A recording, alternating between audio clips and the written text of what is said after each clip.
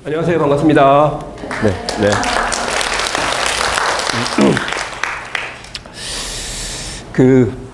제가 어제 대전의 한 중학교의 한 교실을 방문을 좀 했습니다. 그러니까,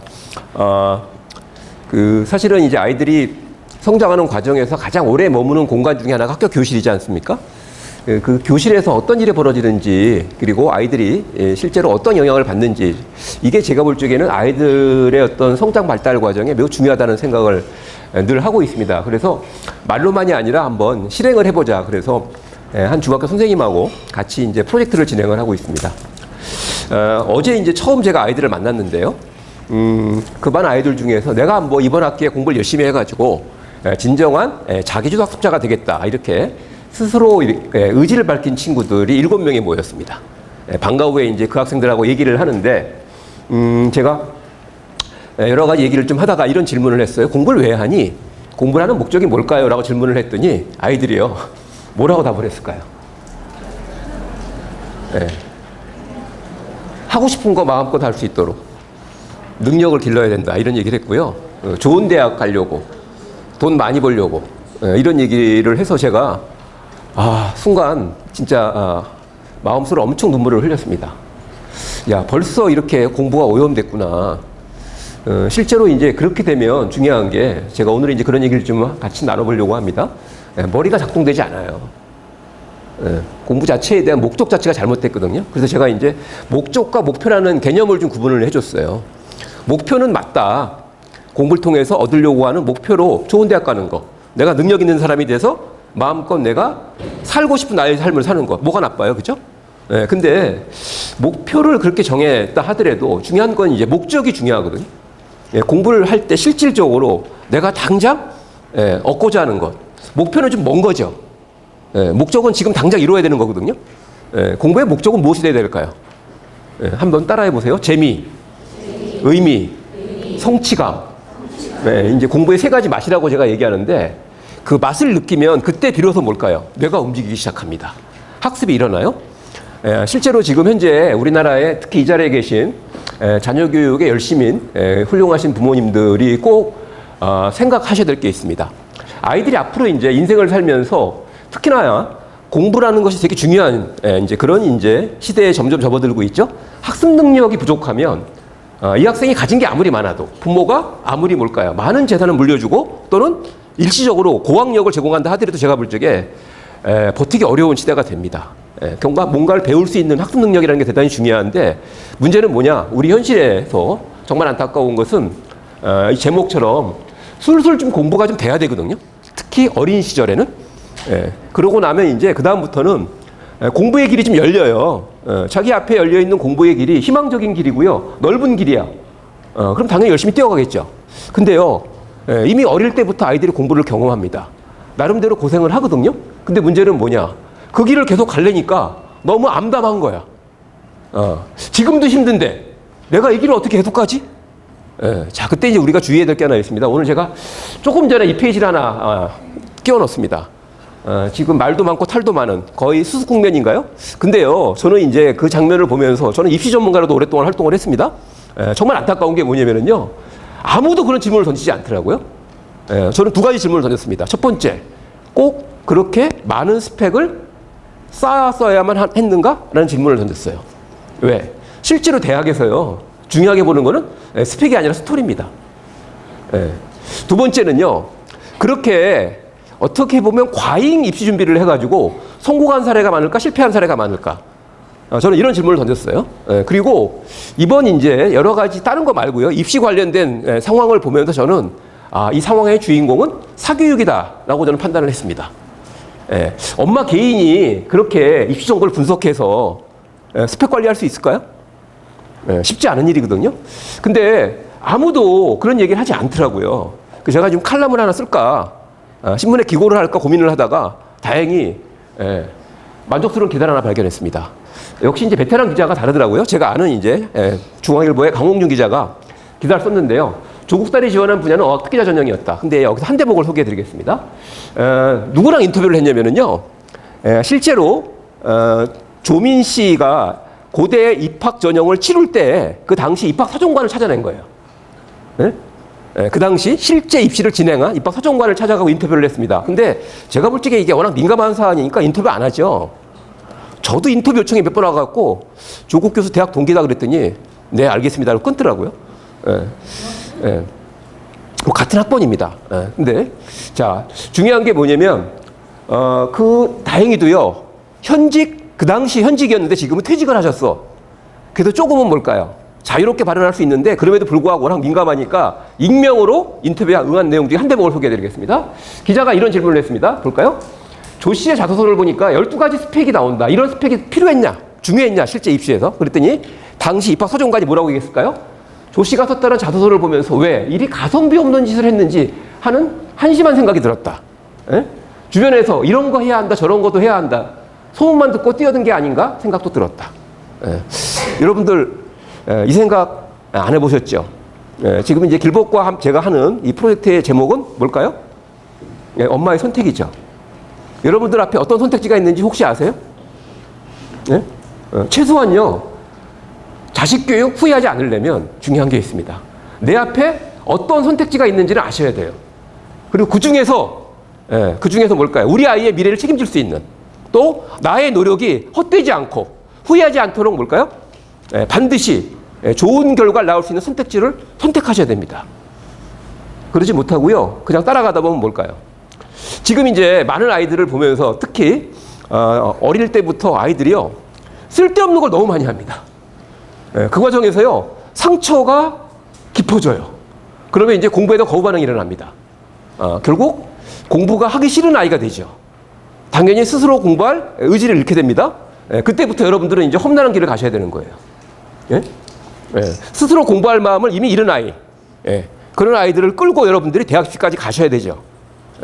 그 여정이 어떤지 많이 주변에서 보십니까? 질질 끌고 가야 되거든요. 어느 순간 안 딸려오죠. 그럼 결국 당연히 뭘까요? 부모는 이제 욕심을 내려놓을 수는 없어요. 이게 우리 현실입니다. 어떻게 될까요? 사교육의 위탁 관리를 맡기는 거죠. 우리나라 사교육이 발전하는 이유가 뭔지 정확히 아셔야 됩니다. 자, 왜 그랬을까? 이 부모는 돈도 많고 정보도 많죠. 근데 과연 정말 아이를 위해서 최선을 다한 부모로서 저는 인정을 해요. 하지만 지혜로운 부모였을까? 우리 현실에서 과연 그런 부모 역할이 중요한 게 적정했을까? 저는 아니라고 봅니다. 단순히 사회적 비난의 대상이 됐다가 아니라 중요한 게 있습니다. 정상적인 입시를 치렀다면 제가 볼 때 비난할 거리도 별로 없어요. 실제로. 자, 앞으로 이제 준비되어 있는 진로나 입시편에서 그런 얘기를 이제 본격적으로 할 텐데 오늘은 이제 공부 이야기를 좀 해보겠습니다. 아이들 공부 초보자들이죠. 초보 시절의 경험 되게 중요한 거 아십니까? 제가 보니까요, 이런 분들이 계시더라고요. 표정은 되게 온순한데, 와, 운전하실 때 보니까 터프가이야. 난폭 운전을 하시더라고요. 그래서 왜 그런가 보니까 초보 때 그걸 그렇게 배운 거야. 초보 때. 저희 집사람이 되게 온순한지 알고 있습니다, 저는 지금도. 근데 운전대를 잡으면 달라져요. 그 왜 그런지 아세요? 습관이 망가졌습니다. 원래 안 그랬는데 저희 딸내미가 고등학교 때 꼭 늦장을 부리다가 늦게 출발을 해요. 그러고 나서 버스를 놓치면 뭘까요? 엄마한테 전화를 합니다. 엄마 빨리 나와 이러면 뭘까? 그때부터 이제 운전을 하는데 그게 습관화 해버렸어요. 저는 이제 저희 집사람이 운전대를 잡으면 그때부터 이제 명상에 깊이 들어갑니다. 안 그러면 제가 불안해서 견딜 수가 없어요. 자, 우리가 이제 어떤 경험을 하게 되면은요, 그 경험은 반드시 아이 머릿속에 흔적을 남깁니다. 그래서 지금 당장 아이가 열심히 공부한다? 거기에 내가 만족할 수 있을까? 되게 중요한 문제를 같이 한번 풀어보겠습니다. 자, 문제를 좀 이제 만들어 봤는데요. 풀어보신 분들 계시죠? 공부를 시작한 아이가 금방 산만해져. 이거 참 열받게 하죠. 그렇죠? 아니, 5분이 그렇게 긴 시간일까? 금방 시작했는데, 딴청을 부리고 있습니다. 자, 그때 이제 한번, 한국 사람이 좋아하는 객관식으로 한번 문제를 풀어보겠습니다. 다른 고민거리가 많아 공부에 집중할 수 없는 상태이기 때문이다. 첫 번째 선택지는요. 두 번째는 하기 싫은 공부를 억지로 하기 때문이다.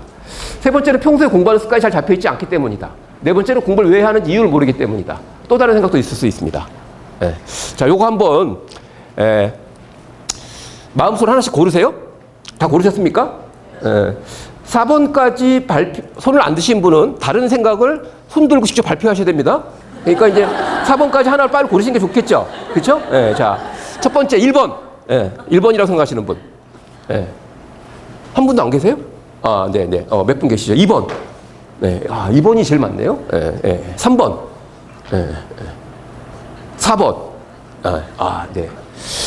2번 손 드신 분들한테 여쭤보겠습니다. 근데 왜 공부를 시키죠? 예? 예. 이게 이 시대의 비극이죠. 예, 예. 자, 그 문제 답을 좀 찾아볼 텐데요. 먼저 중요한 걸 좀 살펴보겠습니다. 믿거나 말거나 이런 얘기를 저는 하고 싶지는 않고요. 이 학습 전문가들도 많은데요. 저는 나름대로 최선을 다해서 학습 과학이라는 걸 지금도 공부하고 있습니다. 침대는 과학이다 이런 얘기 있죠. 공부도 과학입니다. 상당한 뇌과학 연구 성과가 있는데요. 그 중에서 꼭 기억하셔야 될 연구 성과를 하나 소개해드리겠습니다. 자아 고갈이라는 되게 중요한 실험인데요. 자, 상황을 한번 이제 설명을 해보겠습니다. 여러분들은 지금 현재 지금부터는 대학생입니다. 어떤 실험에 참여한 대학생들인데 여러분들이 앉아있는 책상 위에는 접시가 2개 있고요. 한쪽 접시에는 뭘까요? 쿠키, 갖고 온 쿠키가 올라가 있습니다. 냄새가 모락모락 나고요. 한쪽 접시에는 뭐가 올라가 있냐면 무가 올라가 있어요. 자, 근데 이제 이렇게 나누겠습니다. 이쪽은 A그룹, B그룹. A그룹 여러분들은 줄을 잘 쓰셨어요. 쿠키와 무 중에서 쿠키를 드시면 됩니다. 쿠키를 드시면서 맛을 음미했다가 내일 전화를 할 거야. 그러면 지금 음미한 맛을 기억하고 있다. 말로 설명해봐라. 이런 이제 미션을 부여받으신 분이고요. 요쪽에 계신 분들은 죄송한데 쿠키를 드시면 안 됩니다. 자, 물을 드셔야 됩니다. 요까지 상황 이해되셨죠? 자, 한쪽 그룹은 쿠키를 먹고 그 한쪽 그룹은 물을 먹게 합니다. 자, 그렇게 해서 이제 그런 다음에 1차 실험이 끝난 것처럼 이제 상황을 설정하고 나서 다 모아놔요. 섞어버려요. 섞어놓고 나서 2차 실험을 하는데 그때는 이제 약간의 도전 정신을 자극합니다. 지금 여러분들 계신 이곳 말고 옆에 또 다른 강의실에는 고등학생들이 모여 있습니다. 근데 똑같은 퍼즐 문제를 나눠줄 테니까 고등학생들의 문제 해결 능력과 바로 여기 계신 대학생 여러분들의 문제 해결 능력을 객관적으로 비교하기 위한 또 다른 실험을 진행할 테니까 최선을 다해 주십시오라고 퍼즐 문제를 나눠줍니다. 아, 근데요, 중요한 게 있습니다. 실험을 위해서 만들어진 이 퍼즐 문제는요, 풀리지 않게 되어 있습니다. 아무도 몰라요. 최선을 다해서 풀고 있죠. 풀고 있는데 결국은 모든 사람은 다 안 풀리니까 포기하게 돼 있죠. 바로 그겁니다. 바로 이거거든요. 실험 진행자들이 여러분들 한 분 한 분을 다 관찰하고 있어요. 그러면서 결국은 자, 계속 시도한 횟수와 지속한 시간이 있죠. 시간을 측정을 했습니다. 그리고 나서 결과를 통계를 해보니까 자, 놀랍게도 잘 보세요. 물을 먹은 그룹과 초콜릿을 먹은 그룹이 비교되죠. 지속한 시간에서 2배 이상 차이를 봅니다. 8분이 조금 넘고 18분. 시도한 횟수에서도 뭘까요? 2배 가까이 차이를 보이죠. 뚜렷한 차이를 보이죠? 그렇죠? 자, 그럼 제가 질문을 던져보겠습니다. 자, 이렇게 두 그룹 사이에 뚜렷한 차이가 나타났습니다. 어떻게 설명할 수 있을까요? 뭐로 설명할 수 있을까요? 이거는 제가 볼 적에는요, 학습 과학에서 콜럼버스의 신대륙 발견에 비견되는 매우 중요한 연구 결과입니다. 자, 보세요. 여기 계신 분들은 중요한 게 있습니다. 물을 드시면서 인내심을 다 써버린 거예요. 이제 상황 파악 되셨습니까? 자, 그럼 여기서 이제 우리가 중요한 걸 결론을 하나 도출할 수 있습니다. 잘 보세요. 우리가 어떤 정신적인 활동, 대표적으로 무엇이 있을까요? 학습, 공부를 할 때 가장 필요한 조건이라고 생각하는 게 있죠. 그건 뭘까요? 집중력, 공부하겠다는 의지. 맞습니까? 바로 그 집중력과 의지를 동양적 사고방식은 오랫동안 이렇게 생각했어요. 그것은 그 사람의 태도의 문제다. 맞습니까? 마음 먹고 하려고 의지를 발동시키면 된다 이렇게 생각했죠. 맞습니까? 근데 이 연구를 통해서 한 방에 무너졌죠. 집중력과 의지는 태도나 성향이 아니라 뭐다? 에너지라는 사실을 밝혀낸 겁니다. 에너지. 그 얘기는 뭘까요? 에너지는 쓰면 쓸수록 강해지나요? 약해지나요? 약해지죠. 바로 초콜릿 쿠키를 먹고 싶은 걸 억누르면서 뭘까요? 물을 먹으면서 변화가 있었던 겁니다. 이해되셨죠? 자, 어떤 아이가 공부를 시작했습니다. 단 1분 만에 딴짓을 해요. 안타깝게도 그 아이는 그 1분 동안에 짧은 시간이지만 안타깝게도 정말 안타깝게도 뭘까요? 의지가 약해진 게 아니라 두뇌에 저장되어 있는 집중력 에너지가 고갈된 겁니다. 자, 좀 더 쉽게 말씀드려보겠습니다. 아이들 공부를 여러분들이 직접 많이 특히 어릴 때일수록 많이 도와주고 계시죠. 그러니까 여러분들 일종의 코치나 감독 역할을 하고 계십니다. 맞습니까? 근데 선수가 있어. 근데 선수가 죄송한데 개고생을 하고 있어. 코치가 자꾸 엉뚱한 걸 자꾸 시키는 거예요. 자, 보세요. 그때 이제 되게 쉽게 이 두뇌 발달에 대해서 두뇌 원리를 이해하는 쉬운 방법을 알려드릴게요. 두뇌와 근육 발달은 상당히 유사합니다. 두뇌와 두뇌 발달과 근육 발달은 상당히 유사해요. 그러니까 이게 되게 희망적인 얘기일 수도 있죠. 무슨 얘기일까요? 평소에 우리가 꾸준히 운동을 하면 두뇌를 키울 수 있나요, 없나요? 키울 수 있습니다. 키울 수 있어요. 자, 길벗의 대표 브랜드가 기적의 계산법이라는 게 있죠. 그걸 제가 한국에 제일 처음에 도입한 사람인데요. 도입한 배경이 뭔지 아세요? 일본의 연구 결과를 보고 제가 깜짝 놀란 거예요. 간단한 연산이지만 반복적인 학습을 즐겁게 하면 뭘까? 머리에 근육이 생기는데? 단순히 연산 능력이 중요한 게 아니라 학습 능력이 발달한단 말이에요. 자, 여러분들이 이제 한번 잘 생각해 보세요. 평소에 충분히 근육량이 발달되지 않았어. 그러니까 운동을 많이 하지 않습니다. 근데 갑자기요, 동네에서 야유회를 갔어. 따라가 보니까, 이게 등산이네? 어떤 일이 벌어질까요? 처음에 잘 따라가죠. 조금 지나면 어떻게 되죠? 다리에 맥이 빠지죠. 그 얘기는 뭘까요? 다리에 저장되어 있는 운동 에너지가 소진된 거죠. 맞습니까? 쉬고 싶은데 그때 쉬지 마세요. 여기서 멈추면 정상까지 못 갑니다. 딱 이러는 순간 여러분 기분이 어떨까요? 지금요, 아이들이 이 산만해지는 아이들 정말 잘 이해하셔야 되거든요. 코치가 선수의 마음을 모르면 어떻게 될까요? 결국은 쫓겨납니다. 선수들의 반발로. 자, 조금 더 가보겠습니다.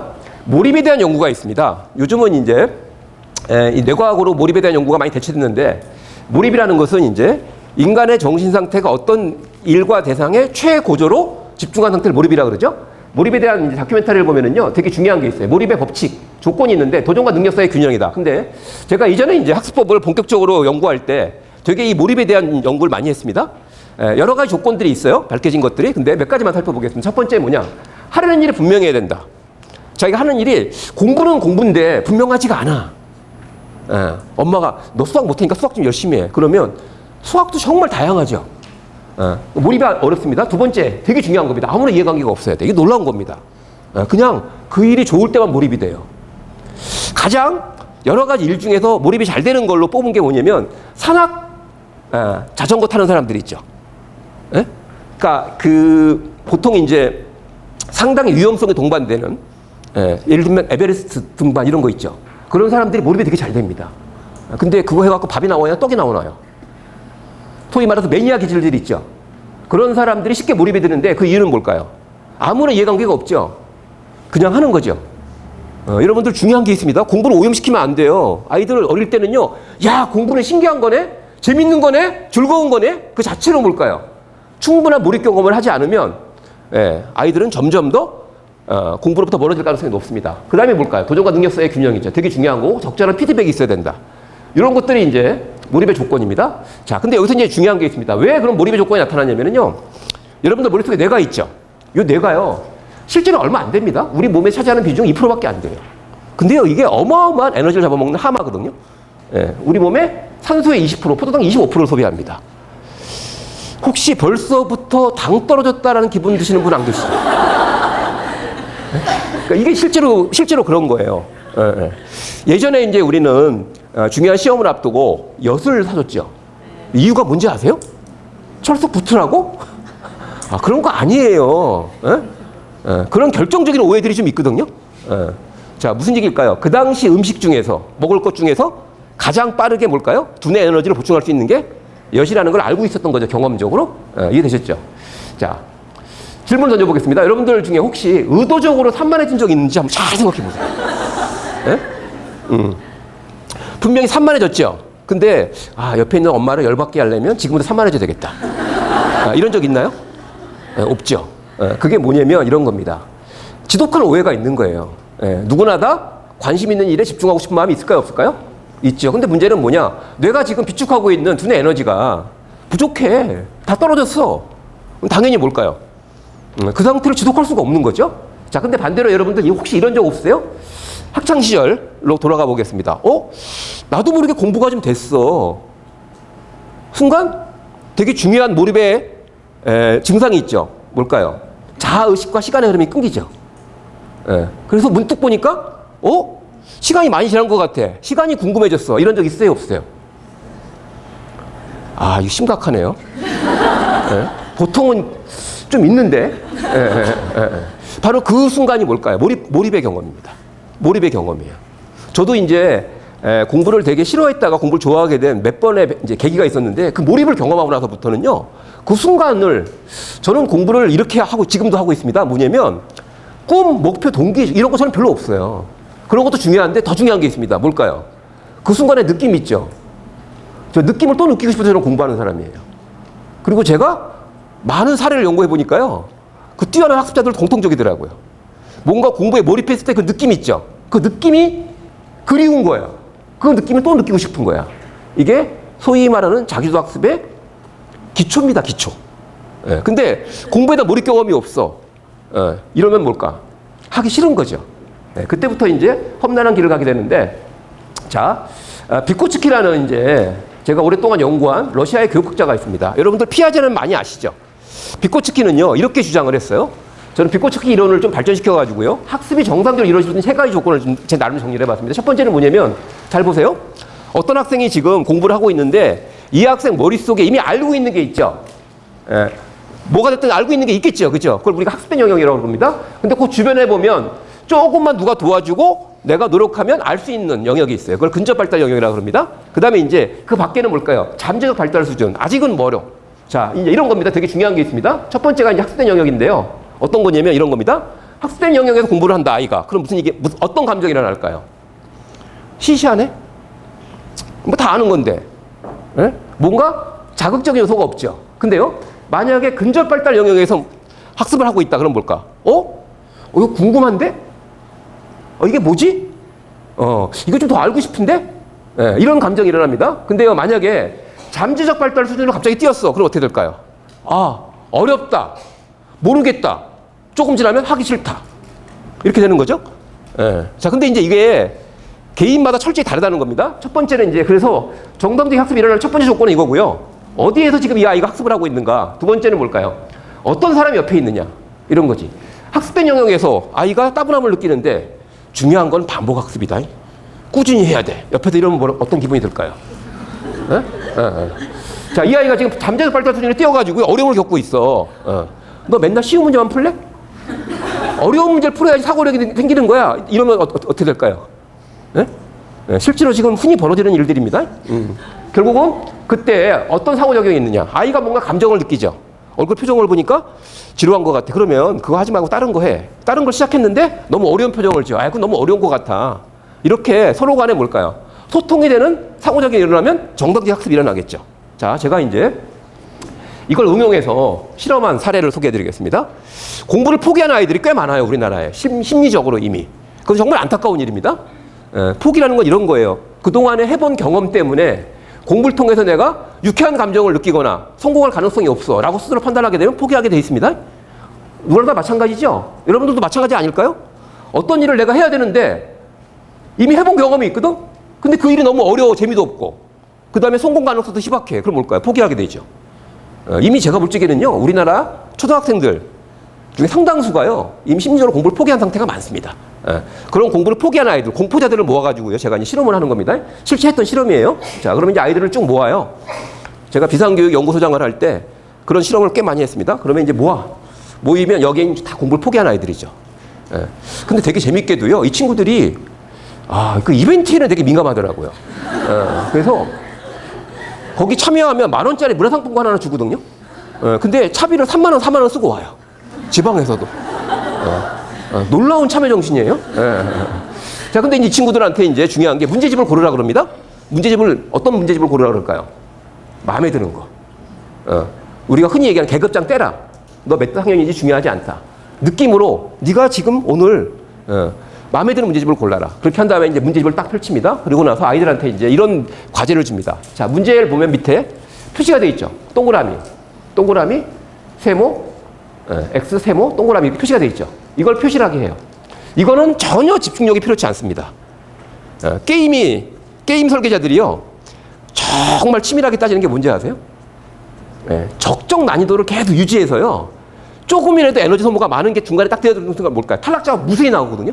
그럼 그 게임 안 해요. 그와 비슷한 거죠. 철저한 주관적 느낌으로 동그라미 표시를 하게 합니다. 동그라미는 어떤 느낌의 문제일까요? 그렇죠. 한 요것과 요 사이겠죠. 그죠? 뻔한 문제, 너무 쉬운 문제, 이런 거고요. 두 번째, 세모는 뭘까요? 요게 이제 요 근접 발달 영역에 해당되는 문제겠죠. 뭘까? 아, 요거 뭐지? 요거 풀어보고 싶은데? 이런 거죠. 그 다음에 이제 X는 어떤 문제일까요? 예, 빨리 집에 가고 싶다. 내가 왜 대한민국에 태어났지? 왜 이런 고생을 하지? 이런 느낌을 주는 문제죠. 예. 자, 이제 이렇게 해놓고요. 이걸 표시하게 하면 아이들이 재밌게 해요. 이거를 열심히 안 하는 아이를 본 적은 없어요. 철저한 게임 방식이죠. 그러고 나서 제가 이제 여러분들 지금부터 문제를 풀어볼 준비가 됐습니까? 그러면 갑자기 애들이 반응을 싹 바꿔요. 비명을 지르기 시작해요. 그러면 제가 중요한 게 있습니다. 그 순간에 분위기를 압도해야 됩니다. 제가 갑자기 소리를 버럭 질러요. 그래! 그럼 너희들 지금부터 동그라미 골라서 풀어! 라고 분위기를 확 몰고 가잖아요. 그럼 애들 얼떨결에 동그라미 풀어요. 중요한 게 얼떨결에. 그렇게 해서요, 제가 바로 공부 몰입을 경험하게 하는 겁니다. 동그라미 골라서 풀면 풀릴까요, 안 풀릴까요? 안 풀릴 수가 없죠. 그죠? 저는 이런 아이를 본 적이 있습니다. 갑자기 어떤 아이가요, 눈물을 흘리는 거예요. 중학생인데. 너 왜 그래? 그랬더니, 선생님, 제가 지금 계속 공부를 하고 있어요. 자기 감동. 자, 저는 그런 걸 통해서 제 확신을 입증했습니다. 모든 아이들은 순조롭게 공부가 머릿속에서 진행되면 공부를 열심히 안 할 이유가 없다는 거죠. 뭔가 장애 요인이 있는 거예요. 근데 우리는 그걸 제대로 보지 못하고 뛰어넘어. 그 몇 번 뛰어넘으려고 그랬는데 계속 자빠졌거든? 자, 이 문제 심각할 수 있습니다. 자, 정리를 해보겠습니다. 왜 금방 산만해질까에 대해서 제가 기적의 공부방에서 많은 분들이 체크를 해주셨는데 보니까 하기 싫은 공부를 억지로 하고 있기 때문이다. 이런 생각이 제일 많았고요. 전통적으로 이 생각은 끊임없이 나와요. 우리 아이가 공부를 왜 해야 되는지 현실을 직시하면 정신을 차릴 텐데. 근데 엄마의 그런 생각 때문에 아이는 현실을 직시할 수 없습니다. 아세요? 현실을 직시하려면은요, 자신을 믿고 지지하는 사람이 옆에 든든하게 버티고 있어서 아이가 스트레스가 없어야 되거든요. 그래야지만 있는 현실이 맑게 보입니다. 그게 아니라 끊임없이 뭔가 부담과 스트레스를 느끼면은요, 그게 일종의 안개처럼 아이의 정신세계를 휘감아 버려요. 그래서 아이들은 매우 어리석은 행동을 하는 것처럼 보입니다. 왜 그럴까요?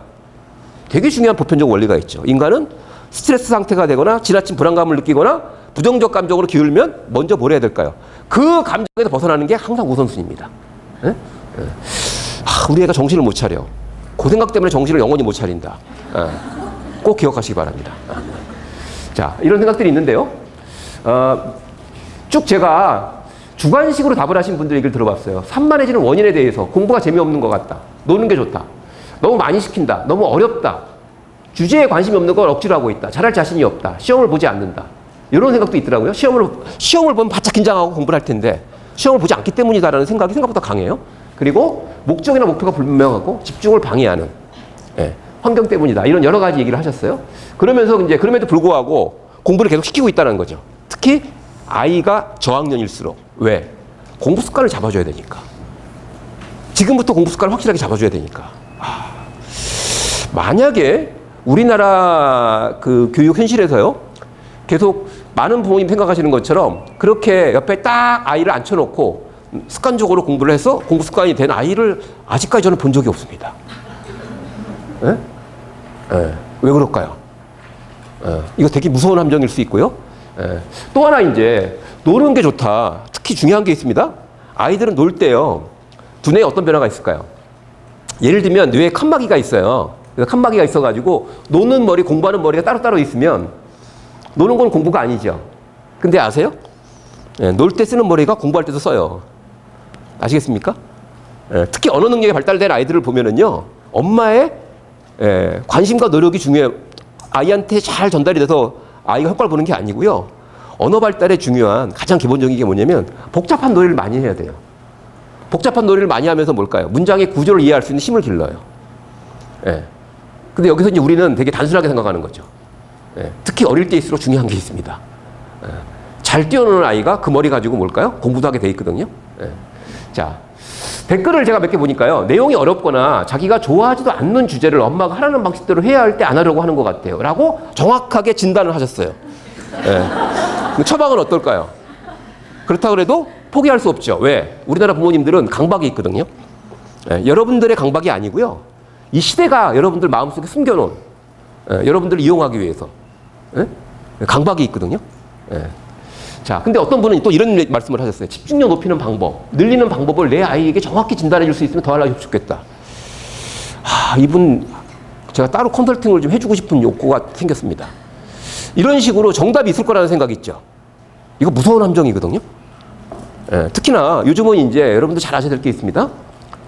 제가 책임감을 느끼는 것 중에 하나가 부모가 스스로 아이 공부를 직접 챙기는 게 쉬운 일일까요? 어려울까요? 어렵죠? 쉽지 않은 일이거든요. 그거 본래 엄마 역할이 아니죠. 맞습니까? 예, 그러면서 하면 할수록 이게 익숙해집니까? 더 어려워집니까? 예, 그러면 이제 그거는 엄마들이 해야 될 일이 아니라는 거 입증이 된 거예요. 예, 방향을 달리 잡으셔야 되거든요. 직접 공부에 개입하는 것이 아니라 다른 방법을 찾으셔야 되는 거죠. 그 길로 제가 안내드리려고 하는데, 근데 이제 그러다 보니까 중요한 게 있습니다. 훈수 두는 사람이 되게 많죠. 유튜브 검색 한번 해보세요. 다 수학 교사야, 다. 예? 영어? 이렇게 쉬운 게 영어야? 예, 저는 이 생각이 되게 두려워요. 그렇게 엄마가 답을 찾은 걸 갖다가 아이한테 대입을 시킵니다. 문제가 풀릴까요? 예, 주의하셔야 됩니다. 예. 자, 그래서 제가 한번 정리를 해봤는데 저는 되게 중요한 게 있습니다. 아이들이 공부를 시작했는데 금방 산만해지는 이유 중에 하나 꼭 생각하셔야 될 게 뭘까요? 적정 난이도가 아니기 때문이다. 물론 본질적으로는 관심이 다른 데 있다. 이게 되게 중요하죠? 근데 중요한 게 이런 겁니다. 공부를 하긴 하는데 적정 난이도가 어느 정도 근접 발달 영역에서 적정 난이도의 공부를 하게 되면 공부가 되죠. 그럼 그때 기분이 좋을까요? 나쁠까요? 왜들 이러세요? 관심이 없어도요, 당장 하는 일이 순조롭게 되면 기분이 어떻죠? 좋죠, 당연히. 그렇죠? 자, 근데 우리는 적정 난이도의 공부를 안내할 수 있는 그런 안목을 갖기가 너무 힘듭니다. 왜? 그렇게 하면은요, 엄마들 돈을 잘 안 쓰거든. 왜? 답을 어떻게 찾죠? 아이에게서 찾겠죠. 왜? 적정 난이도인지 아닌지 누가 알죠? 아이밖에 몰라. 철저하게 아이 중심의 새로운 이제 부모 역할 모델이 나오는 거죠. 저는 이게 성공 모델이라고 보거든요. 여러분들의 노력은 뭘까요? 부모 역할은 누가 정한다? 아이가 정하는 겁니다. 자, 정리해 보겠습니다. 공부를 억지로 하면 어떤 결과가 나타날까요? 그때 느끼는 감정이 있죠. 저는 그게 두렵습니다. 공부 거부 반응이 차곡차곡 쌓이면은요, 아이들은 어느 순간부터 제가 말씀드렸습니다. 중학교 1학년 아이들이 다 이미 공부 거부 반응을 보이고 있어요. 공부할 때 느낀 감정 때문이죠. 이렇게 생각하시면 정말 좋아요. 공부는 친구다. 특히 아이가 어릴수록 이 친구랑 평생 가야 되거든요. 그러면 이 친구랑 함께 있을 때 좋은 일이 생겨야 되죠. 즐거워야 되죠. 맞습니까? 즐거워야 됩니다. 그래야지만 이 친구랑 평생 가죠. 근데 친구를 사귀면 사귈수록 계속 안 좋은 일만 생겨. 이별하는 거죠. 근데 같이 여행을 가야 돼. 얼마나 고통스러울까요? 얼마나 슬플까요? 여러분들, 이거는요, 다른 모든 걸 다 압도하는 얘기입니다. 이 아이의 창의력, 사고력, 개나 갖다 주세요. 그거는요, 공부를 좋아하는 아이가 자발적으로 머리를 쓰기 시작했을 때 나타나는 거거든요. 근데 온갖 것들을 아이한테 요구합니다. 이것도 필요하고 저것도 필요하고. 그러면서 아이 감정은 무시하죠. 자, 공부할 때 일어나는 감정에는 어떤 것들이 있을까요? 아이 표정을 오늘부터 유심히 관찰해 보시기 바랍니다. 물론 엄마가 이렇게 자꾸 쳐다보면은요, 웃긴 웃어요. 하기 싫은 표정 안 짓지. 또 하기 싫은 표정 졌다가 또 뭘까요? 또 후환이 두려운데? 근데요, 자연스럽게 관찰을 해보시기 바랍니다. 관찰을 하면서 제가 말씀드린 개념들이 있죠. 지금 이 아이가 근접 발달 영역에서 공부가 순조롭게 진행되게 되는구나. 그게 공부예요. 그걸 하면 중요한 게, 당장 그게 쉬운 문제다, 어려운 문제다. 이거는 뭐냐면 그들 얘기고요. 그들 그런 거 가지고 먹고 사는 사람들 얘기 있죠. 이 정도 문제 풀어야 된다, 이런 얘기는 그들 얘기고요. 우리 아이한테 필요한 것은 지금 현재 공부를 하면서 느끼는 감정입니다. 자, 중요한 게 있대. 이제 여기서 이 습관은요, 인류 역사의 시작과 동시에 인간을 괴롭혔던 문제입니다. 자신도 모르게 습관이 만들어졌어. 근데 습관이 내 인생을 힘들게 해. 이런 게 있나요, 없나요? 있죠, 그죠? 근데 그게 중요한 게, 습관이 왜 생겼을까요? 그리고 습관은 어떻게 바뀔까요? 마음 먹으면 바뀐다. 근데 그 마음 먹는 게 그게 지멋대로잖아요. 그 마음이라는 게. 그러지 않습니까? 잘 보세요. 습관에 대해서 오해하시면 안 되는 게 있어요. 습관은요, 예를 들면 이런 겁니다. 농경사회. 이럴 때는요, 다 습관이 건강합니다. 왜 그런지 아세요? 부지런하지 않으면 생존할 수가 없어요. 맞나요? 아침에 일찍 일어나지 않으면은요, 저희 돌아가신 어머님도 되게 부지런한 분이셨거든요. 진짜 관절이 망가질 정도로 일을 하시더라고요. 근데 그게 뭐냐, 습관인 거예요. 왜? 어릴 때부터. 그리고 중요한 게 내 마음이 중요한 게 아니죠. 아니, 비가 지금 오는데 지금 고추를 말리고 있어. 근데 그 습관에 난 낮잠 자는 시간이거든? 낮잠 자면 될까 안 될까요? 안 되죠. 무조건 적응해야 됩니다. 그런 것들이 이 습관에 대한 잘못된 생각을 많이 만들었어요. 그래서 습관이 중요하다는 얘기는 제가 볼 적에 이거는요, 구시대의 얘기예요. 습관이 중요하지 않다는 얘기가 아니라 중요한 건 뭐냐? 지금 시대의 습관은 뭘까요? 잘 보세요. 어떤 아이가 꼬박꼬박 아침에 일찍 일어나서 책을 읽습니다. 근데요, 그 아이한테 물어보니까요. 근데 그게 습관이 됐어요. 근데 제가 앞에 단서를 드렸죠. 그 습관이 된 이유가 뭘까요? 일찍 일어나서 책 읽는 감정이 좋은 거야. 여러분들 그 신기한 증상, 요즘 애들은 없습니다만, 왜 소풍 가는 날 아침에는 일찍 눈이 떠질까? 요즘 애들은 그런 게 없죠. 이유가 뭘까요? 기다리는 게 있는 거거든요. 그래서 중요한 게 뭐냐면, 억지로 공부시킨다고 습관 되지 않습니다. 착각하시면 안 돼요. 습관은요, 유쾌한 감정을 느낄 때, 그 감정을 또 느끼고 싶은 그런 욕구가 생길 때, 그 욕구를 지속적으로 반복적으로 충족시킬 때 생기는 게 습관이에요. 따라서 중요한 게 있습니다. 잘못된 습관은 못 고칩니다. 못 고쳐요. 어떻게 해야 될까요? 다른 습관을 대체하는 거예요. 예를 들어서 내가 운동을 좀 열심히 하고 싶다. 근데 게을러. 피트니스 센터에 등록을 합니다. 요즘은 결국은 이제 그 습관의 힘 때문에 개인 PT를 받죠. 스스로 계속 강제성을 부여하는 거죠. 근데 여전히 PT 받는 데 가보면은요, 여전히 똑같습니다. 옛날 독서실하고 비슷해요. 무슨 얘기일까요? 월초에 사람이 많아요. 월말이 되면 한가해져요. 자, 근데요, 어떤 사람이 방법을 바꾸는 겁니다. 뭐냐면 이런 거죠. 즐거운 운동을 찾아. 효과보다는. 그 시작을 해. 야, 이거 상쾌하네? 저는 이제 건강관리 비결 중에 하나가 반신욕이거든요. 한 10년 넘게 하고 있습니다. 그거는 거의 안 하게 되지 않아요. 왜? 너무 느낌이 좋거든요. 너무 느낌이 좋아요. 그러다 보니까 이제 그게 습관이 되는 거죠. 습관 때문에 아이의 감정을 무시하면은요, 너무 많은 걸 잃게 됩니다.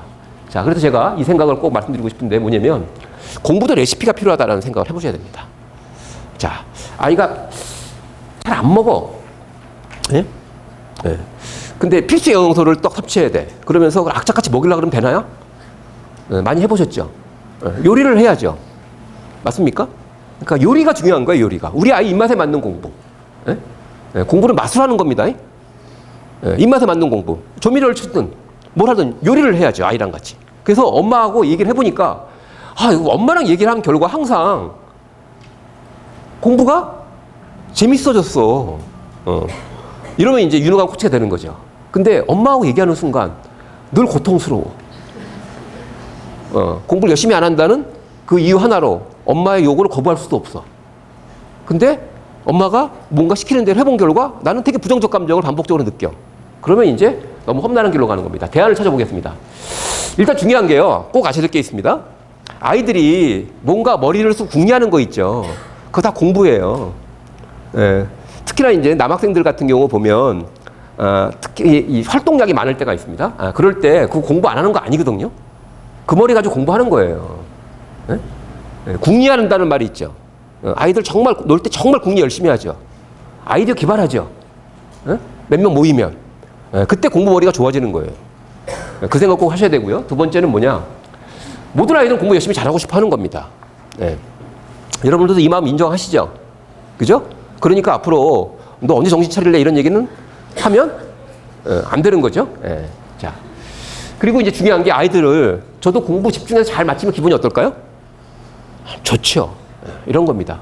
옆에 앉혀놓고 아이를 공부시키는데 너무 힘들다. 그러면 이렇게 생각하셔야 돼요. 정말 애 더럽게 말 안 듣네.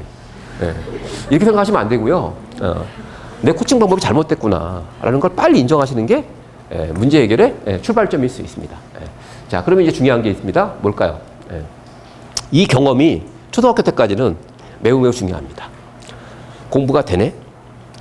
이걸로 아이는 평생 학습자가 되는 겁니다. 초등학교 때 성적 신경 쓰지 마세요, 제발. 나중에 다 해결되거든요.